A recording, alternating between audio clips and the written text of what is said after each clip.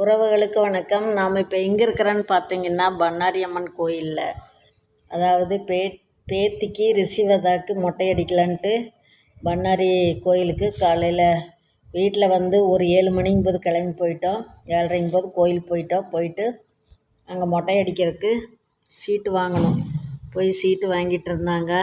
நான் அப்படியே வீடியோ எடுத்துகிட்டு இருந்தேன். சீட்டு வாங்கிட்டு அந்த நம்மளுக்கு டோக்கன் நம்பர் தருவாங்க. அந்த டோக்கன் நம்பர் வாங்கிட்டு நம்ம அவங்கக்கிட்ட போய் உட்காந்து மொட்டை அடிச்சுக்கணும். அப்படி போய் உட்காந்து மொட்டை அடிச்சுட்டு இருந்தாங்க.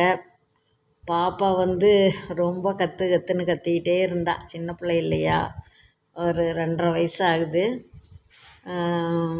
ஆனால் மொட்டை அடிக்கிறக்குள்ளே போதும் ஆயிடுச்சு. ஃபுல்லாக கத்துன்னு கத்திக்கிட்டே தான் இருந்துச்சு. எப்படியோ அந்த பக்கம் இந்த பக்கம் பிடிச்சி அமுத்தி பிடிச்சி வச்சு மொட்டை அடித்தாச்சு. எல்லோரும் வாழ்க்கையிலையும் இந்த மொட்டை அடிக்கிறது காது குத்துறதுங்கிறது வந்து எல்லோரும் வாழ்க்கையிலையும் மறக்க முடியாத நிகழ்வு. அதாவது சின்ன வயசில் நம்மளுக்கே என்ன ஏது அப்படிங்கிற ஒரு அரிய பருவத்தில் இந்த மொட்டை அடித்து காது குத்துறது எப்பவுமே பிறந்த முடி எடுக்கலை இது வரைக்கும்.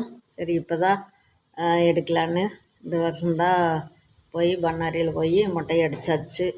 மொட்டை அடிச்சுட்டு அங்கே சுடுதண்ணி கொடுக்குறாங்க குளிக்க வைக்கிறதுக்கு. சுடுதண்ணியை குளிச்சு விட்டுட்டு அப்புறம் காது குத்துறதுன்னா கோயில்கிட்ட தான் வரணும். கோயில்கிட்ட வந்து காது குத்துறதுக்கு சீட்டு வாங்கி அதுக்கப்புறமா போய் காது குத்தணும். நாங்கள் ஒரு வழியாக பாப்பா குளிச்சுட்டு ட்ரெஸ் போட்டுட்டு கோயில்கிட்ட வந்துட்டோம். கோயில்கிட்ட வந்து காது குத்துறவரை கூப்பிட்டு உட்கார வச்சு காது குத்திட்டு இருந்தோம். அங்கேயும் ஒரே பயங்கரமான கத்திக்கிட்டே இருந்தான். கிட்டத்தட்ட பிள்ளை 1 மணி நேரம் 1.5 மணி நேரம் கத்திக்கிட்டே தான் இருந்துச்சு. அப்புறம் பார்த்திங்கன்னா காது குத்துறவர் வந்து நல்லா காதெல்லாம் தொடச்சிட்டு அப்புறம் பேனாவில் அந்த பாயிண்ட் வைக்கிறாரு. கரெக்டாக அந்த இடத்துல குத்தணும் அப்படிங்கிறக்காக பேனாவில் பாயிண்ட் வச்சுட்டு காதை குத்துறாரு. ஆனால் குழந்த கத்துன்னு கத்திக்கிட்டே தான் கிடந்தா. சரி எப்படியோ எல்லாரும் சேர்ந்து அமுத்தி பிடிச்சி உட்கார வச்சு எப்படியோ காதையும் குத்தியாச்சு. காது குத்தி முடிச்சுட்டு சரி கோயிலுக்குள்ளே போய் சாமி கும்பிட்டு வரலான்னு எல்லாம் வாங்கிட்டு மாலை தேங்காய் பழம் எல்லாம் வாங்கிட்டு கோயிலுக்குள்ளே போனோம். போய் சாமி கும்பிட்டுட்டு அப்புறமா வெளியே வந்துட்டு குண்டத்துக்கு போனோம். குண்டத்துக்கு போய் அங்கேயும் சாமியெல்லாம் கும்பிட்டுட்டு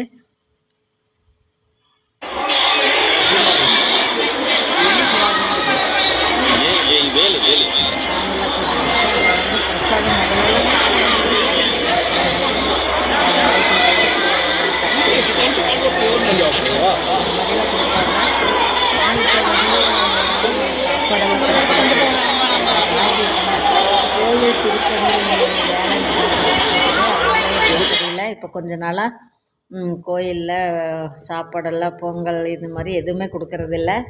இந்த ராகி சிமிலி உருண்டைன்னு சொல்லுவாங்க. ராகி உருண்டை நல்லா வேர்க்கடலையெல்லாம் போட்டு ரொம்ப சூப்பராக இருக்குது. ஆளுக்கு ஒரு உருண்டை, அந்த உருண்டை தர்றாங்க.